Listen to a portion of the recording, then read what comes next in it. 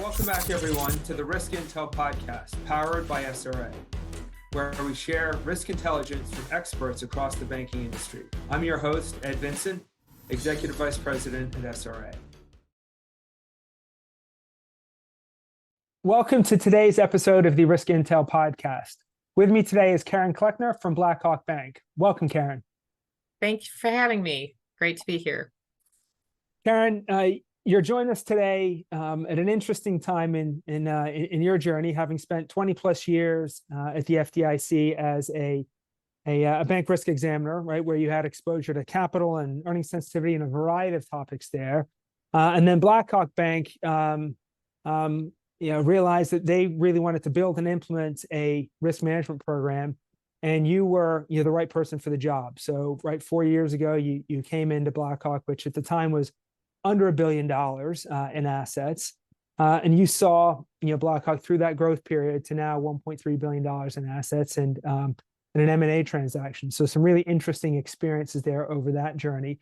Along the way, you had an opportunity to, I'll say, work in a greenfield situation where you got to build and then implement a risk management program, really from the ground up. So we're excited today to hear a little bit about that journey, hear a bit about what it took to enact a risk management program there, what that interaction with the risk committee and the board and the management team was like, and then also perhaps a little bit about kind of your regulatory experience and maybe the current regulatory environment. So a lot to cover. So let's jump right in.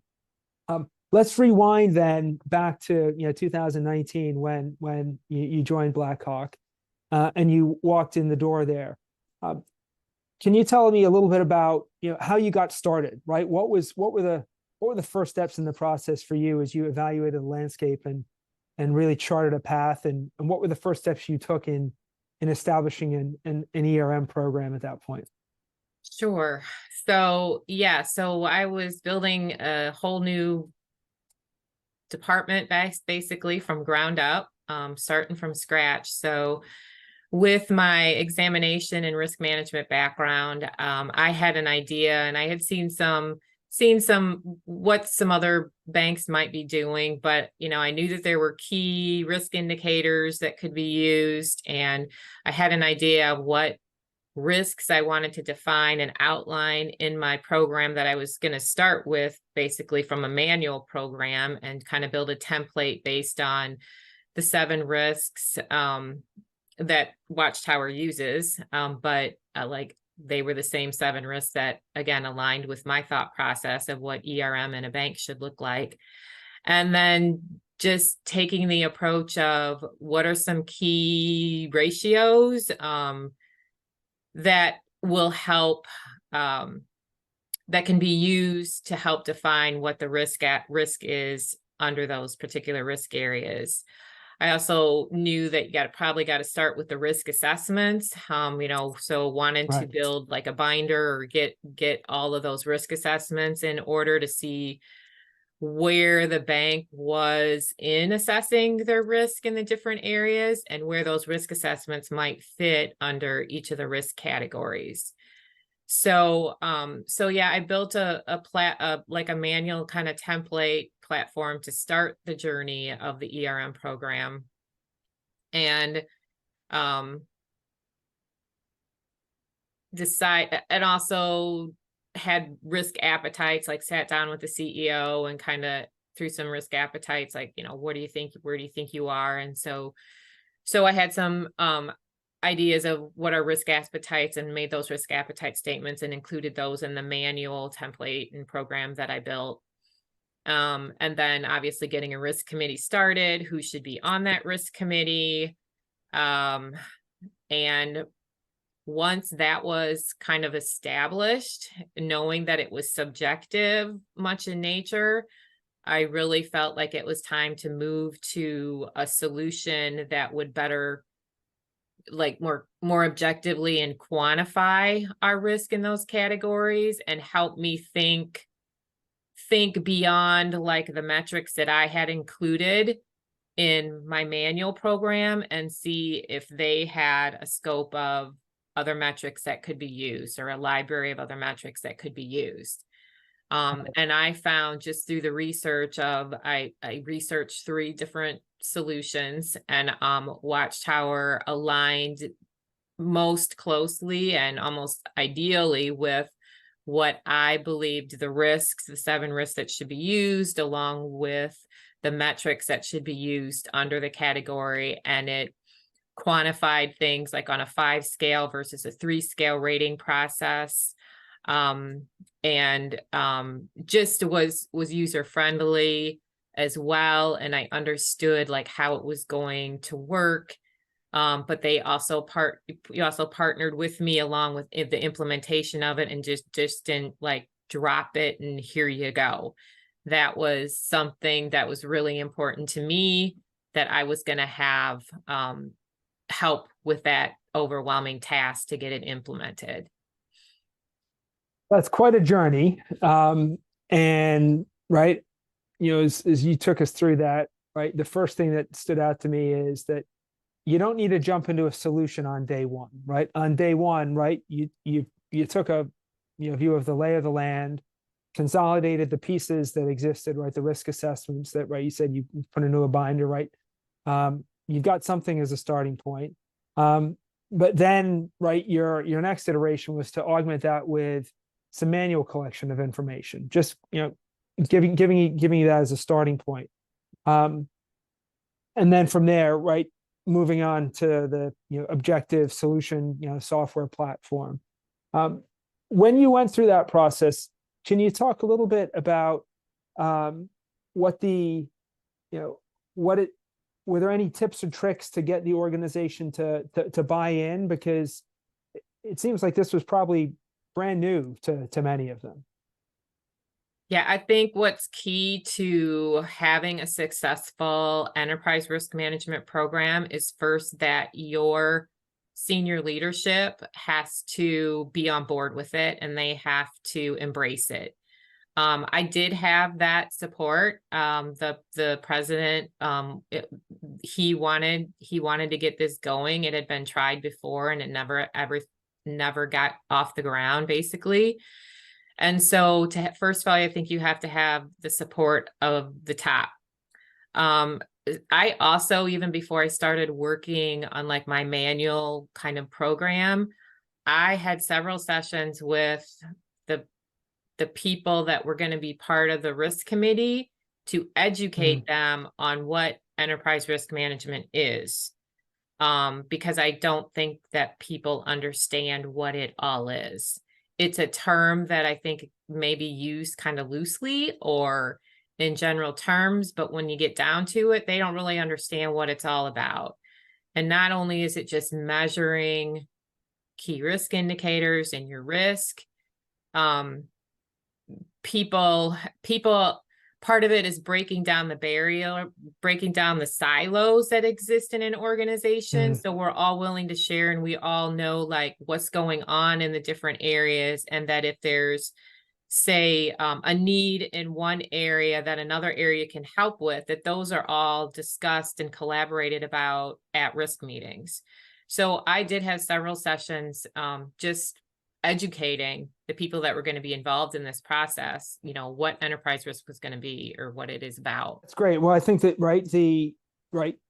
getting support from the top with senior leadership, educating that risk committee, breaking down the silos, right? Those are all, I'm going to say, non-technical activities, if you will, right? Though that requires, right, relationship building, the blocking and tackling, going in and having those conversations. I know our friends at the Risk Management Association have a lot of content and programs on the education front to help educate risk committees, for example. And it sounds like you did quite a bit of that work there yourself.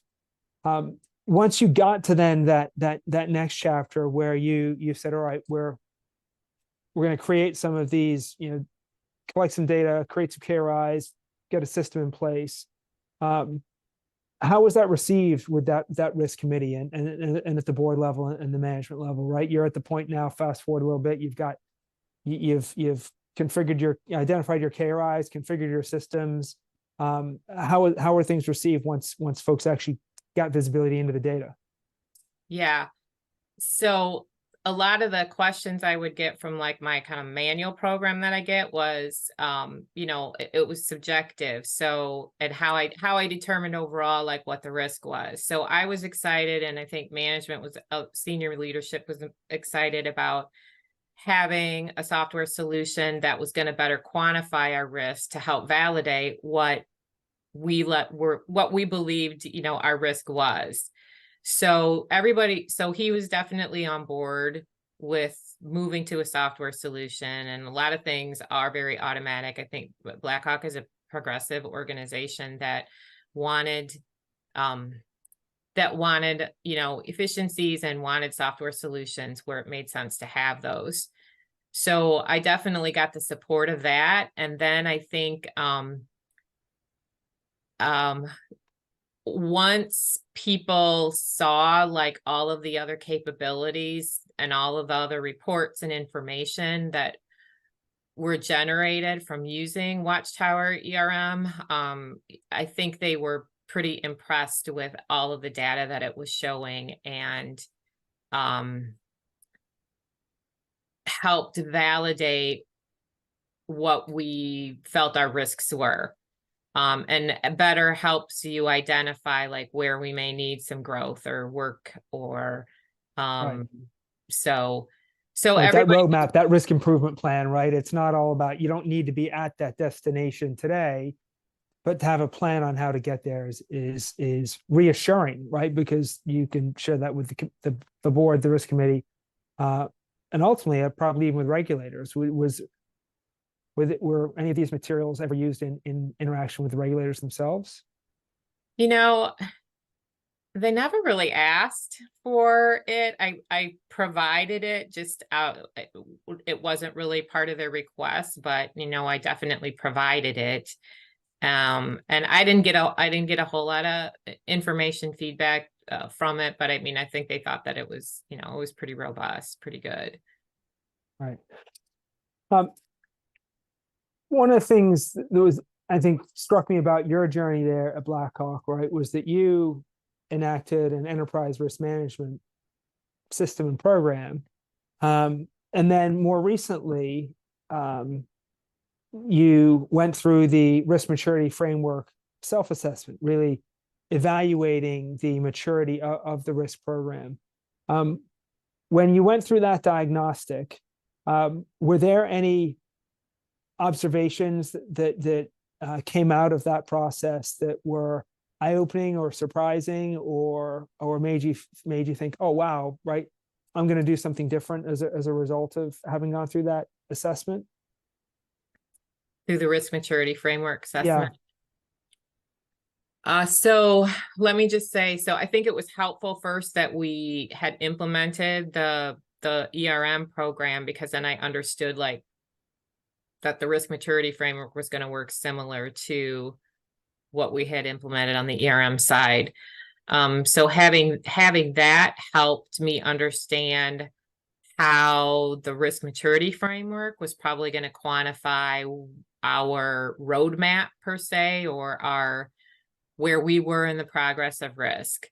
So let's see, when I did that, because I still was fairly new to the organization, I definitely made sure that I sat down with the president to say and go through several of the questions of where do you think that we're at, and so that's how I started, and I broke it down into segments because it's overwhelming to try to do that in one session. So, but once we got through that process, and we did that like in 3 sessions, just sitting down and going through the questions and marking them, and then I would bring back like, here's where we are, do you agree with like, that's where we are in the maturity process, or the maturity frame of where we're at in our risk program. I think it helped validate that where we were, and that we were probably ahead of where most organizations were, given our similar size and peers. when you compare to total asset size. Mhm. And then it helped also develop a roadmap of where do we need to focus our progress on, say, in the next year. And because we were going through that fiducia type process, like a lot of our focus was on like the fiducia kinds of emphasis and questions that came about like under the internal audit kind of questions that were asked. But we did see, I only did the risk maturity framework like on an annual basis, Yeah. but we could see the growth and the progress that we made between years. Again, a lot of it in the fiducia process that we were going through. I'm going to ask you one final question here about lessons learned, because I think you shared a couple along the way. But if you go back and look at this, this 4-year journey at Blackhawk Bank, right, having built that ERM program and built a risk management program really from the ground up, anything you would do differently in the next time you go through this journey? I would not from like a watchtower like that perspective per se, but I think for myself, like you have feelings of overwhelmness, and just know that you have to break it down into small steps. But I also think, and I had to implement this through COVID. So this was also a rather unique place because we were remote. We were allowed to work remote. And so I didn't have any in-person meetings, or very few in-person meetings, with sitting down with like a department manager and saying, what reports do you have that might show me some data or, ratios or whatever that may help me, or that I might be able to use in my enterprise risk management program. I didn't do that very aggressively. I think I think sometimes I have the feeling that like, because I was an examiner, I think people thought that I would have the answer to everything, and that's not the case. And that I knew exactly how everything would be, all that. And so, I myself, I think I would have to be more forthright in asking for and having those one-on-one meetings or virtual Zoom meetings with help me understand your department better and what reports you might have, so I can use some of that data in the risk management programs and get some of their input on what they feel would be best used. Right. So it's not something that you can embark upon alone, right? You really do need to build those relationships and right the spokes out to the organization, right? You might be at the center of the wheel there, but that information has got to come in from the stakeholders throughout the organization in order to have a really truly informed view into risk across the enterprise. Yeah, and I think you have to approach it with some sensitivity, knowing Yeah. that like you're there to help the whole organization and to not identify weaknesses in specific departments.